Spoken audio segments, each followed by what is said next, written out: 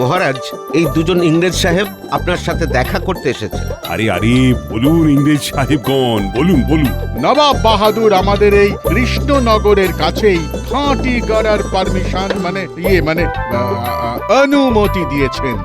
আমরা এখানে বাণিজ্য করিব, তাই আমরা ভাবলাম আপনার সাথে একবার দেখা করিয়ে যাই। এই নিন মহারাজ কৃষ্ণচন্দ্র, আপনার জন্য সুইট উপহার। এ তো চুষি কাঠি। No, this is lollipop.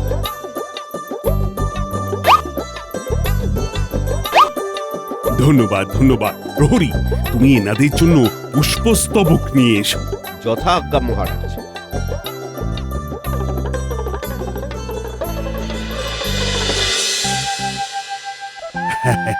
আপনারা আমাদের রাজ্যে বাণিজ্যের জন্য এসেছেন, এতে আমি খুব খুশি হয়েছি। আর কোনো সমস্যা হলে বলবেন, আমি যথাসাধ্য সহযোগিতা করার চেষ্টা করব। Thank you, thank you.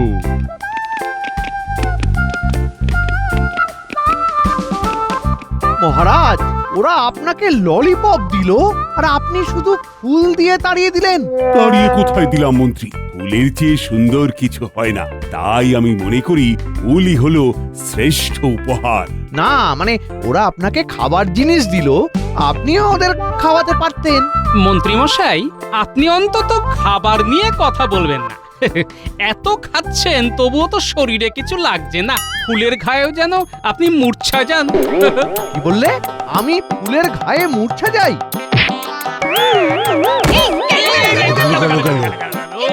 আমি দুঃখিত মন্ত্রী মশাই। আমি পড়ে গেছি। মন্ত্রীমশাই তো দেখছি ফুলের গায়ে সত্যি সত্যি মূর্ছা গেলেন। ফুলের নয়, পাখার। তোমরা আবার মন্ত্রীকে নিয়ে মশকরা শুরু করলে। যাও যাও মন্ত্রী, বাড়ি গিয়ে বিশ্রাম নাও তো, যাও। উফ উফ উফ, বাবা গো, বাবা গো। আমি কি তোমার বাবা নাকি? ও গিন্নি গো, কি ব্যথা, কি ব্যথা! এ সব গোপালের অভিশাপ। বেটা বললো আর আমি পড়লাম। সব সময় গোপাল গোপাল করো না তো। নিজের মাথার বুদ্ধি দিয়ে তো গোপালের কিছুই করতে পারোনি। তাই তো এবার আমি ইংরেজদের মাথার বুদ্ধি ধার নিচ্ছি। হ্যাঁ, আজকে ওরা আসবে আমার সাথে দেখা করতে।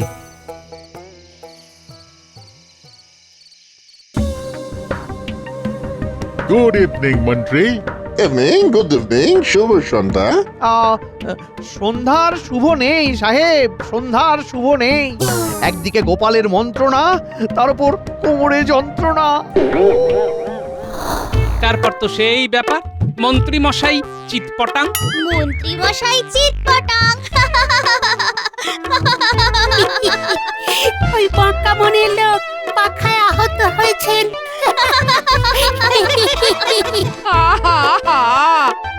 বলি সারাক্ষণ এই গুলতানি দিয়ে কাটাবে নাকি? নাতি নাতিগুলোকে তো একটু পড়তে বসাতে পারো। এতটুকু জীবনে শান্তি নেই। এই যা, তোরা বাড়ি গিয়ে পড়তে বস গিয়ে যা। তারপর বলুন, খাবার কেমন লাগছে? হ্যাঁ, দারুন দারুন দারুন, ডেলিসিয়াস। এই আলু পোস্তটা খুব টেস্টি। পোস্ত আমাদের দেশে তো পাওয়া যায় না। আইডিয়া মন্ত্রী, আমরা এই কৃষ্ণনগরের চাষিদের দিয়ে পোস্ত চাষ করালে কেমন হয়? দারুণ হয়, দারুণ। এখানে কম অর্থ দিয়ে চাষ করিয়ে আপনাদের দেশে বেশি দামে বিক্রি করবেন।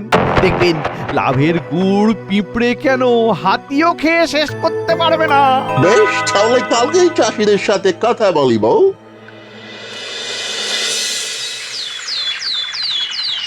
না না না, এ সম্ভব নাকি? আমার ধান জমি, কদিন পরে ফলন হবে। এখন ধান কেটে পোস্ত গাছ বসাতে পারবো না। আরে তুমি ব্যাপারটা বোঝার চেষ্টা করো, এটা তোমারই লাভ। না না বাবু, আমরা লাভ লোকসান বুঝি না। ঠাকুরের কৃপায় ধান চাষ করে আমাদের চলে যায়। কি হয়েছে পুঁটির বাবা? কোনো সমস্যা নাকি? এই দেখো না গোপাল দাদা, তখন থেকে এই সাহেবরা আমাকে জোর করছে আর ধান কেটে পোস্ত চাষ করতে বলছে। ওরা কি চাষ করবে না করবে সেটা ওদের ব্যাপার, আপনারা চুষি কাঠি খান কেমন? কিন্তু এতে ওনারই মুনাফা ছিল। আপনারা বাণিজ্য করতে এসেছেন, করুন না। আমরা চাষাবাদের ব্যাপারটা আমাদের মতন বুঝে নেব। আগে সবাই ভাত খাবে, তারপরে বিলাসিতার পোস্ত। আপনারা এখন আসুন। পুরীর বাবা, তুমি সব চাষিদের বলে দেবে কেউ যেন ওদের প্রলোভনে পা না দেয়। হ্যাঁ গোপাল দাদা, তাই করব।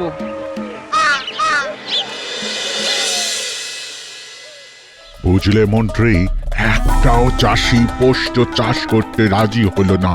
আর হবেই না কি করে? চাষিরা সবাই গোপালকে গড ভগবানের মতো মেনেই চলে। ওই গোপালই আমার কপালটা পুড়িয়ে দিল। দেখুন, ওই চাষিদের মাথার ছাদ গোপাল আছে, আর গোপালের মাথার ছাদ হচ্ছেন মহারাজ। তুমি কি বলতে চাইছো মন্ত্রী?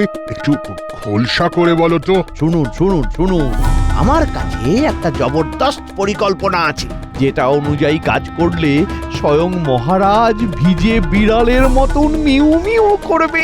বলো মন্ত্রী। আচ্ছা, এটা ভালো বুদ্ধি দিয়েছো মন্ত্রী। তোমার কথা অনুযায়ী তাহলে কাজ শুরু হয়ে যাবে।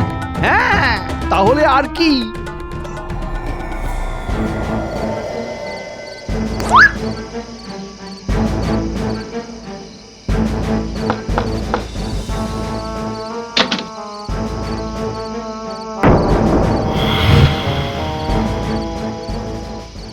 ওই গো, কে এলো?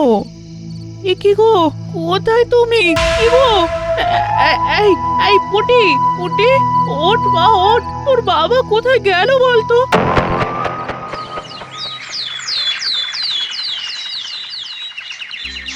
গোপাল দাদা, গোপাল দাদা, ও গোপাল দাদা। আরে পুটির মা, বলো বলো, এত হাঁপাচ্ছ কেন? কালকে রাতের বেলা থেকে পুটির বাবাকে খুঁজে পাওয়া যাচ্ছে না। সে কি সর্বনাশ! হ্যাঁ গো গোপাল দাদা। আচ্ছা আচ্ছা শোনো, আমি তো রাজসভায় যাচ্ছি, তুমি তুমি একটু পরেই রাজসভায় এসে সব ঘটনা মহারাজকে জানাও, বুঝলে? আচ্ছা।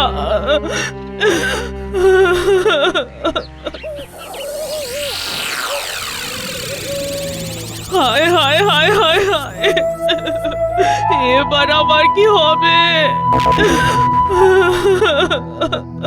কালকে রাতের বেলা থেকে পুটির বাবাকে খুঁজে পাওয়া যাচ্ছে না। শান্ত হও পুটির মা। কি হয়েছে হঠাৎ করে? কালকে অনেক রাতে আমাদের বাড়ির দরজায় কে যেন এসে ধাক্কা দেয়, তখন ও উঠে দেখতে গেল, আর তারপর থেকেই নিখোঁজ। ঠিক আছে পুটির মা, শান্ত হও। তুমি এখন ঘরে যাও আর একটু সাবধানে থাকো। আমি দেখছি কি ব্যবস্থা নেওয়া যায়। সেনাপতি, যাও যাও, এক্ষুনি খোঁজা শুরু করো।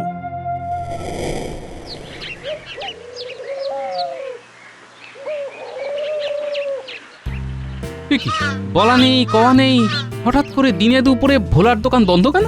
গোপাল দাদা, আমি তো অনেকক্ষণ এখানে দাঁড়িয়ে আছি।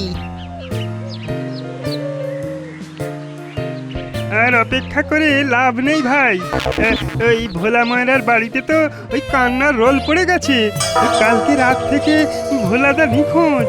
হ্যাঁ, বলিস কি রে? সে কি, ভোলাও নিখোঁজ, পুটির বাবাও নিখোঁজ? না, ব্যাপারটা নিয়ে তো ভাবতে হবে।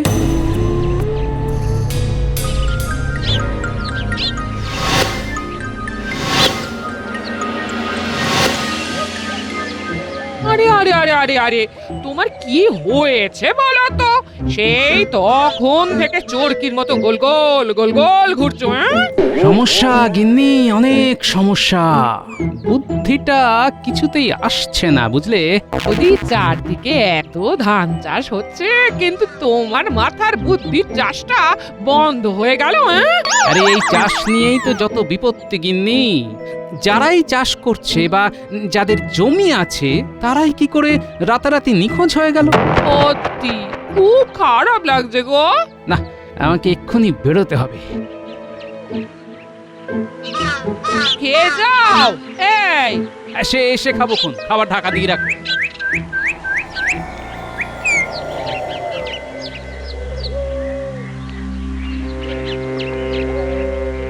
রে আমার বাবাকে কিভাবে খুঁজে পাবো দাদু? শোন, তোদের কিছু কাজ করতে হবে বুঝলি। ঠিক আছে দাদু। তোদের তোদের তোদের একটু মন্ত্রী মশাইয়ের পিছনে ছায়ার মতন ঘুরতে হবে। ঠিক আছে, আমরা এক্ষুনি কাজ শুরু করে দিচ্ছি। কিন্তু কিন্তু কি? আসলে ওরা তো এখনো কিছু খায়নি, মানে আমরা কেউই কিছু খাইনি, মাও রান্না করেনি। ও এই ব্যাপার। আচ্ছা ঠিক আছে, তোরা তোরা আমার বাড়িতে চলে যা, খেয়ে দে, তারপরে বেরিয়ে পড়। আচ্ছা।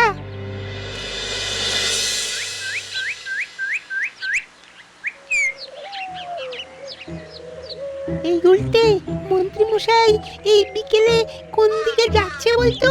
এদিকে তো ওনার বাড়িও না, আবার বাজারও না। আরে এটাও বুঝলি না? ওদিকে ওনার ডান হাত বাঁ হাত, বটা ঘটা কাকাদের বাড়ি। চল তো তাহলে পার টিপে টিপে পিছু পিছু যাই। হ্যাঁ তাই চল।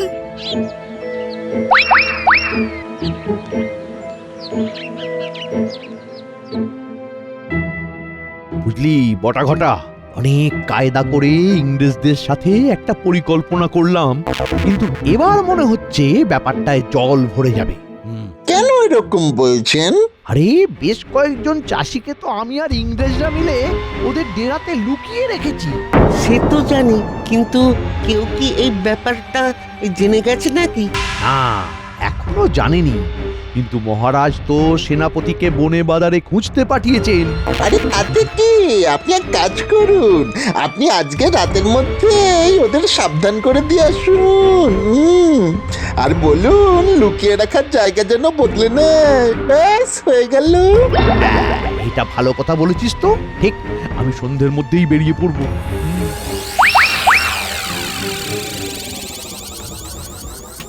আচ্ছা, তাহলে আমার সন্দেহই ঠিক হলো। সবই ওই পোস্ত চাষ করতে রাজি না হওয়ার ফল। শোন, আমি একটা মতলব ফেঁড়েছি, এতে তোদের দ্বিধাও থাকবে। তার জন্যে আগে থেকে একটা চিঠি লিখতে হবে, ঠিক সময়ে ঠিক কাজ করতে হবে। আমরা তাহলে কি করব? তোরা পুরো ব্যাপারটা মহারাজকে আর সেনাপতিকে চুপি চুপি জানিয়ে রাখ, আর আমার পরিকল্পনা অনুযায়ী কাজ করতে থাক। তাহলে বলো কি তোমার পরিকল্পনা? শাবাশ, জবরদস্ত পরিকল্পনা। তোমার কথা মতন কাজ হয়ে যাবে।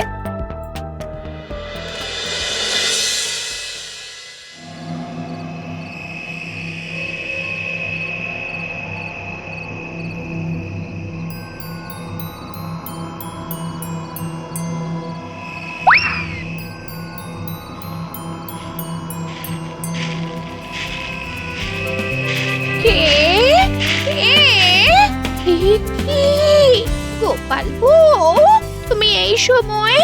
আহা, আমি কি আসতে পারি না দিদি? কিন্তু হঠাৎ করে এই সন্ধেবেলা? শুনুন না, আমার কর্তা আমার জন্য একটা গয়না কিনে এনেছে। এই চলুন না, আপনাকে দেখাবো, চলুন।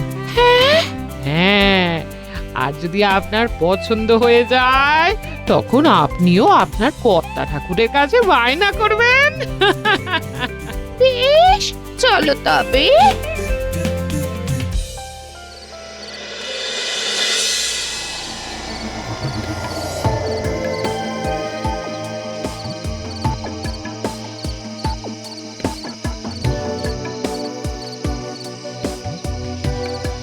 দেখছো তো, বাচ্চাদের দেওয়া তথ্য একদম নির্ভুল।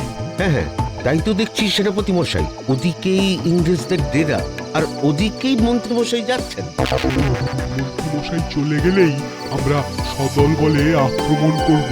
হ্যাঁ সেনাপতি মশাই, কিছুক্ষণ পরে আরো কয়েকজন প্রহরীও চলে আসবে।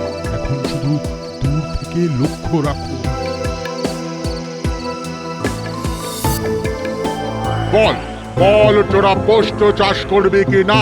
না সাহেব, ধান কেটে পোস্ত চাষ করতে পারবো না। আমার তো সামান্য 3 বিঘা জমি, আমাকে ছেড়ে দিন। চুপ! সাহেবরা শুনুন শুনুন, আরে মহারাজ কিন্তু খোঁজ খবর করার জন্য লোক পাঠিয়ে দিয়েছেন, তাই এদেরকে আজ রাতের মধ্যেই অন্য কোথাও সরানোর ব্যবস্থা করুন। সে কি মন্ত্রী? হ্যাঁ, দরকার হলে আপনাদের দেশে এদের নিয়ে গিয়ে বিনা পয়সায় চাষ করান। এইটা তুমি ভালো বুদ্ধি দিয়েছো। এদের গোপনে জাহাজে করে আমাদের দেশে নিয়ে যাব। না আমরা যাব না। আমি এখন আসি, কেমন?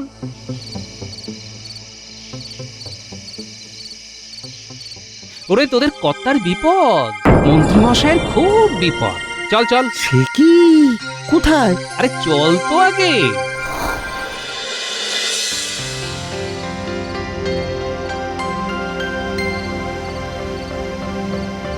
গিন্নি, ও গিন্নি, গিন্নি, আরে আরে কোথায় তুমি? কই গো, খেতে দেবে তো নাকি?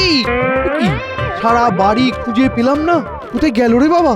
ও গিন্নি, আরে যাই তো যাই, বটা ঘটাকে গিয়ে বলি। গিন্নি না বলে কয়ে এত রাতে কোথায় চলে গেল?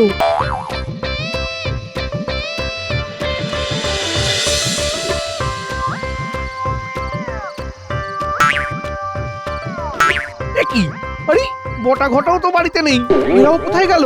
কি হচ্ছেটা কি? এখন আমি কাকে খুঁজবো? একুল ওকুল দুকুল হারিয়ে গেল আমার। এ কেমন রান্না হয়েছে বললেন না?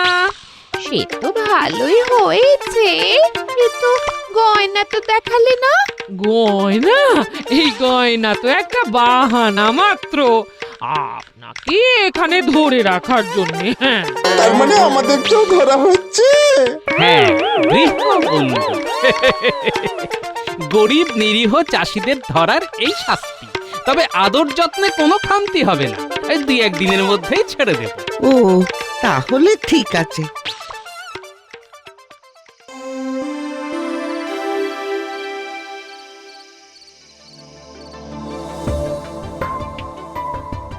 এটা কিন্তু খুব খারাপ হচ্ছে। খারাপ ভালো সব আগামীকাল সকালেই বিচার হবে।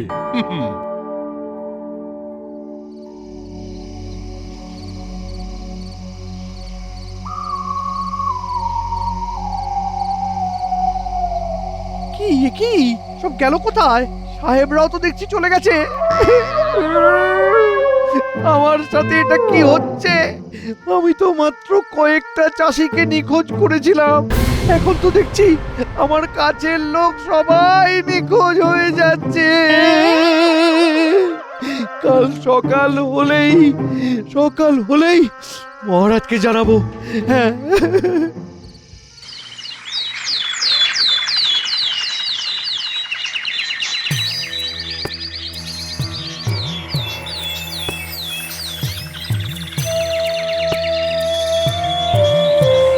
মন্ত্রী মশাই, আপনাকে এই চিঠিটা একজন দিয়ে দিতে বলল। কে? কার চিঠি?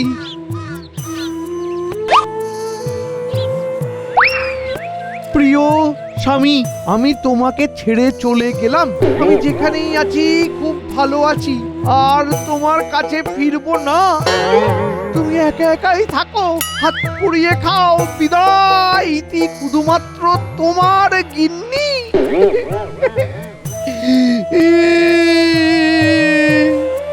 এ আমার সাথে কি হচ্ছে? আমার গিন্নি আমাকে ছেড়ে চলে গেল।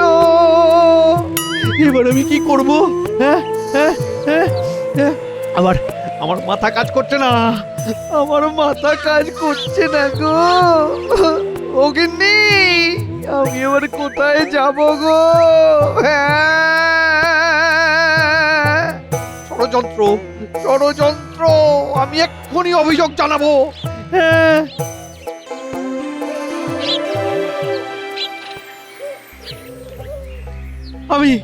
আমি এসেছি মহারাজ।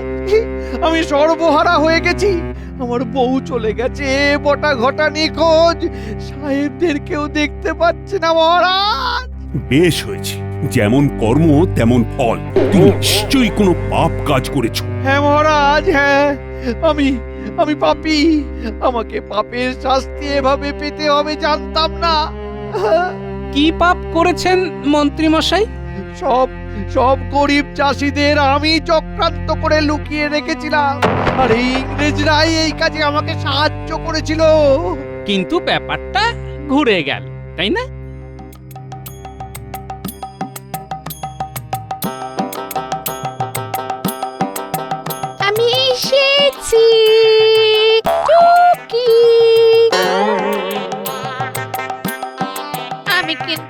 আর ফিরবো না। ওই বাড়িতে হয় তুমি থাকবে, নইলে আমি থাকবো। ওই তো আমার বউ। চলো গিন্নি চলো, একসাথে বাড়ি চলো। না মন্ত্রী না, তুমি আর বাড়ি ফিরতে পারবে না। তুমি এক্ষুনি নিজের মুখে সব দোষ স্বীকার করেছো, তাই এখন তোমার স্থান হলো কারাগারে।